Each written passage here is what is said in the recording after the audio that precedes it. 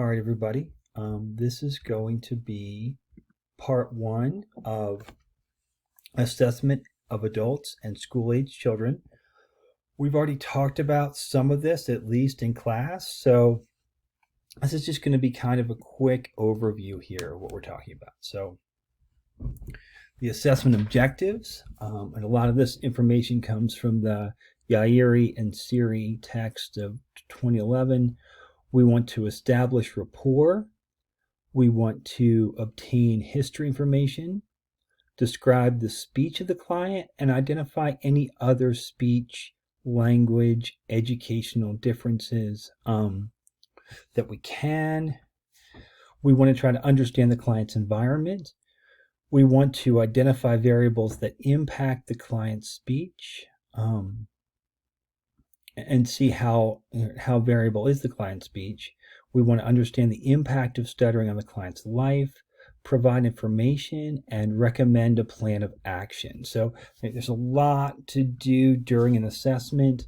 This is often the first opportunity to accept the client and family as they are, without rejection or fear of stuttering. And remember that expressing feelings in an accepting, secure environment is in itself therapeutic. So just by allowing somebody to sit and talk with us about stuttering, about their child stuttering, if we're open and accepting, that can itself be helpful. Right? It's always difficult to talk about multicultural considerations because often each family is their own culture. So I think in a lot of ways, it's really hard to make any broad generalizations, but just a couple things to remember. If a child's not making eye contact, maybe it's because of their stuttering and their embarrassment, or maybe in their family, their culture, right? Children aren't supposed to make eye contact with adults. So just remember things like that. When we talked about therapy for preschoolers, we talked about turn taking and the importance of that. But remember that, not all families are going to be able to, take really good turns as we go around. Depending on the culture, depending on the individual family, that might not just be possible. So we're going to try to do something else. So we don't have to work on every single thing that we're doing. We also have to remember that a lot of the things that we're going to be asking about during an assessment are very personal. So we may need to proceed slowly, right? We don't have to get all the pregnancy and birth information and information like that right away. So just remember that we can go slowly. We can get the information in the future if we need to. And then just one example, that open stuttering is really negative in some countries, but in some families. You can have some people for whom the idea of stuttering out loud, showing any kind of stuttering, is just really a non-starter. And so we just need to be okay with that. And we don't have to sort of push our own views, whatever our views are, on the client. If they don't, if it's really obvious that they aren't interested in voluntary stuttering or open stuttering, we don't have to do that. There are lots of different things that we can do, and to individualize all those things for all of our clients. All right, so just some factors to assess in every fluency evaluation. We're going to use the World Health Organization model. And we'll go through body function, activity participation, environmental factors, and personal factors.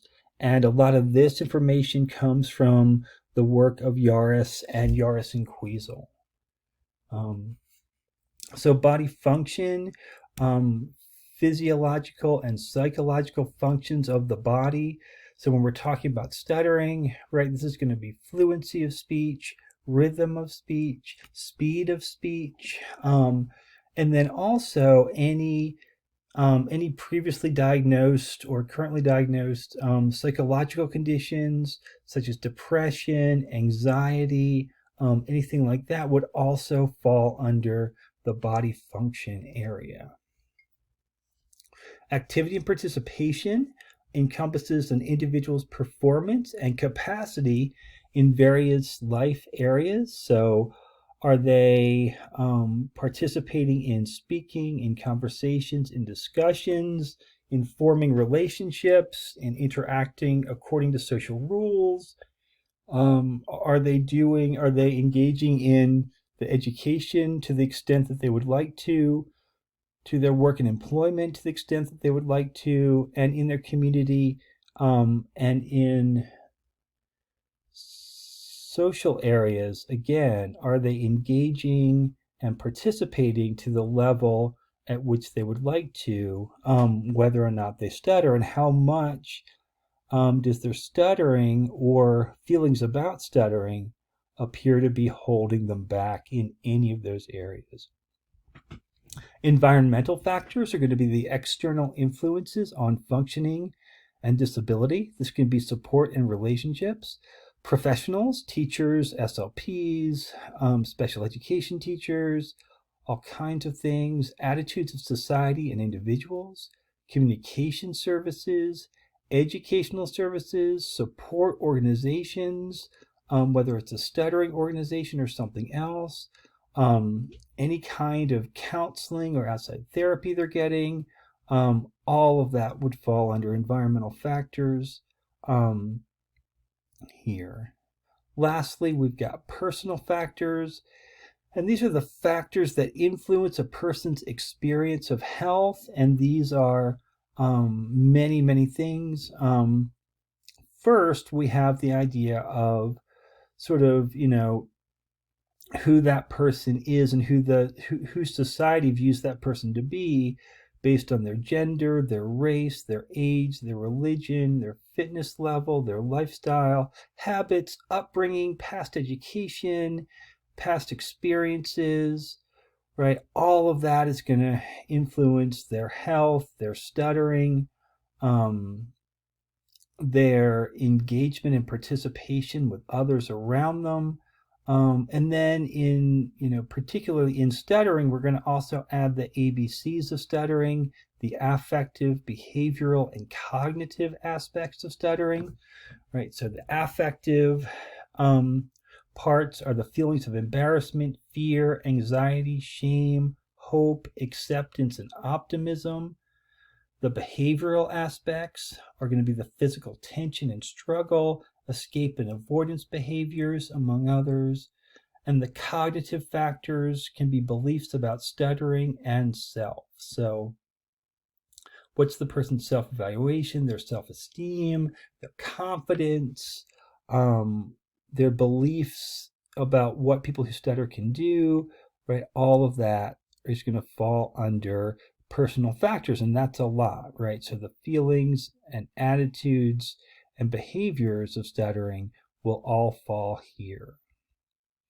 All right, and then this is just from the Yaris and Queasel article that kind of gives a summary. It's not the best copy, but there it is. All right, as we know, of course, the most important thing for a stuttering evaluation, maybe it's at least the beginning of it, is going to be the speech sample. Hopefully one sample from home, one in the clinic, or you could get two separate ones from the clinic or something else. Just remembering that stuttering is highly variable. You really want to ask the client or the parents, is this a representative sample of the child's speech? So is this how they usually stutter? Are you stuttering more or less than you usually do? Sometimes people can come in and be really nervous and have a lot of anxiety around discussing their stuttering, and they're going to say, wow, I haven't stuttered this much in a long time. And then other people are going to come in and be so happy to finally be talking about their stuttering with somebody that they're like, wow, I haven't been this fluent in a long time. So it's really important to know, is this really, is this a good sample of how your stuttering usually is, or is this more or less than usual? We want to get, in general, 300 to 400 syllables in conversational speech. We need to get 200 syllables during the client's reading. The reading sample needs to be at or below the individual's reading level. We want to make sure that we're evaluating their stuttering and not their reading abilities. All right. So one of the most common ways to assess speech fluency is by just the frequency of stuttering.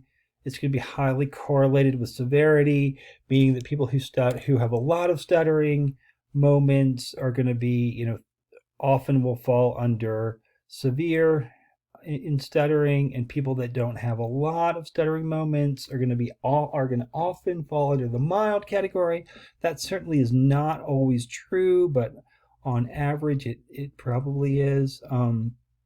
It can give a little snapshot of progress, but it's also important to remember it doesn't reflect duration. It doesn't reflect physical tension, secondary behaviors, avoidance behaviors. It doesn't reflect feelings and attitudes, all kinds of things. So frequency of stuttering is just one tiny piece of the stuttering. So it's important to remember. We're going to most commonly report it as percentage of words or syllables stuttered. Important to remember that each syllable or word can only be stuttered one time, simply because you can't have somebody who stutters on more than 100% of their syllables or words. So therefore, each one can only be stuttered once, no matter how many different types of stuttering they have on that one syllable. It's still just one syllable stuttered. All right. We also want to look at type of stuttering, right? And we're really focused here on the stuttering-like disfluencies, the SLDs, the short segment repetitions, the blocks, the prolongations. We're not going to count just typical interjections or maybe some reformulation of sentences, right? We're just going to be focused on those SLDs.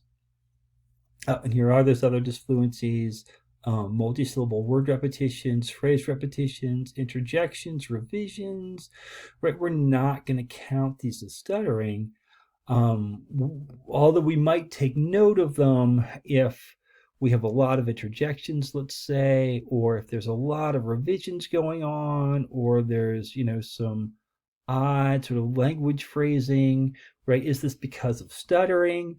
Is this a person who clutters?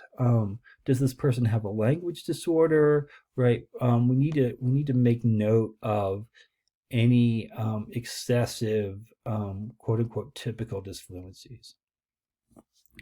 Assessing duration is really important.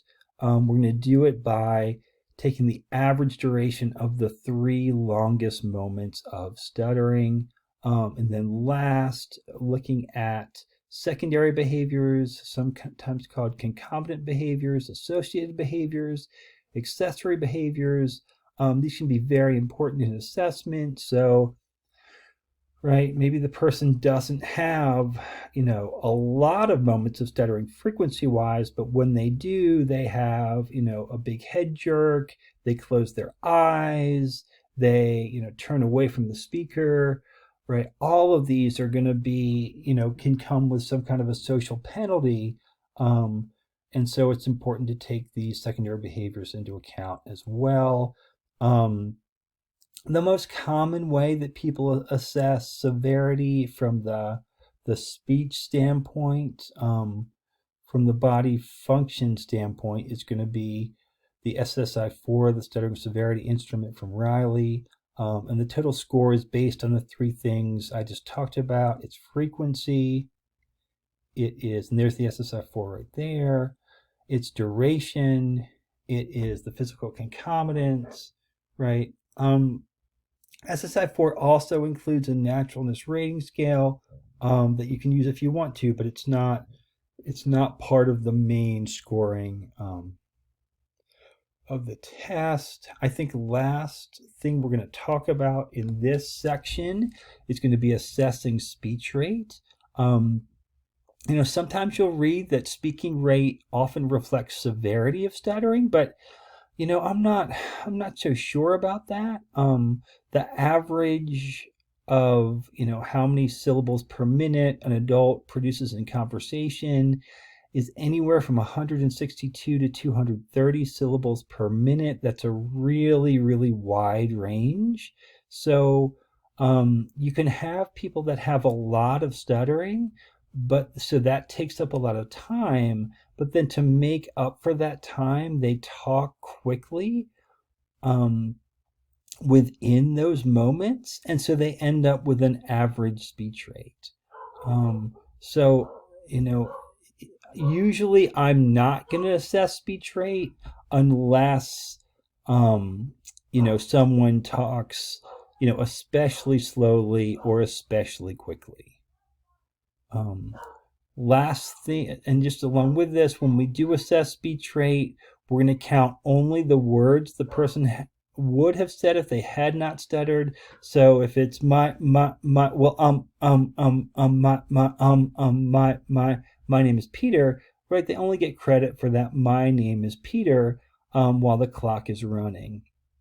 However, if it's a language formulation, if it's a normal revision, when I went to Boston, when I went to New York, we had the best time.